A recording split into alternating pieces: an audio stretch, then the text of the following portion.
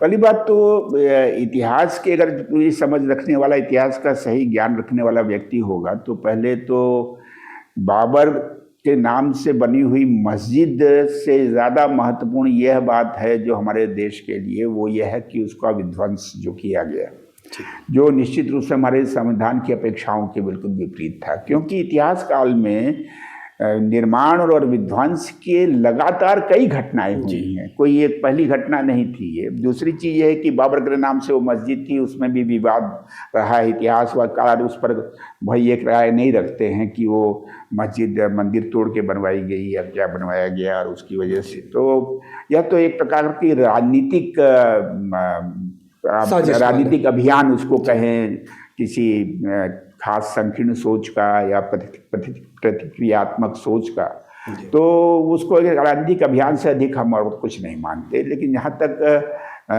हिंदू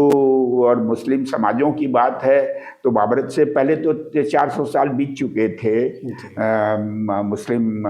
सुल्तानों के देश के अंदर, और 1206 से यूँ कहा जाए 1206 से कुतुबुद्दीन ऐबक के समय से दिल्ली में सल्तनत कायम हुई, और बाबर तो 1526 में आए, तो एक लंबा पीरियड। दूसरी चीज कि इस पूरे काल को आमतौर पर लोग मुगलों के काल के नाम से जोड़ देते हैं, जबकि उस बीच में पठान भी थे, तुर्क भी थे, कई लोग थे, और उन लोगों ने जो कि है शासन किया, और उन शासन के विभिन्न दौरों में विभिन्न प्रकार की घटनाएं घटी हैं। तो और खलीफत से संबंध तो तोड़ ही दिया गया था। जैसे एक ज़माने में जब खलीफाओं के नेतृत्व में जो इस्लामिक धर्म को मानने वाले समूहों का जो अभियान चला, पूरे दुनिया में चला, उत्तरी अफ्रीका पूरा अपने कब्जे में आ गया, और आपके यूरोप के दक्षिणी भाग भी उसके कब्जे में आ गए। तो उस दृष्टि से देखा जाए तो भारत में जो अभियान हुए, उन अभियानों के होने के बावजूद भी भारत का एक बड़ा हिस्सा फिर भी हिंदू ही बना रहा था। और यहाँ तक कि वह क्षेत्र भी जिन क्षेत्रों पर मुस्लिम सत्ता कायम हुई थी,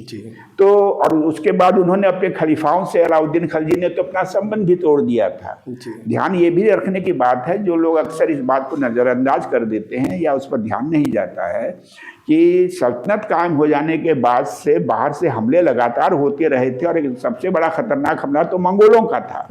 और मंगोल भी इस्लाम कबूल कर चुके थे। और यूं कहा जाए कि अगर बलबन और अलाउद्दीन खलजी वगैरह ने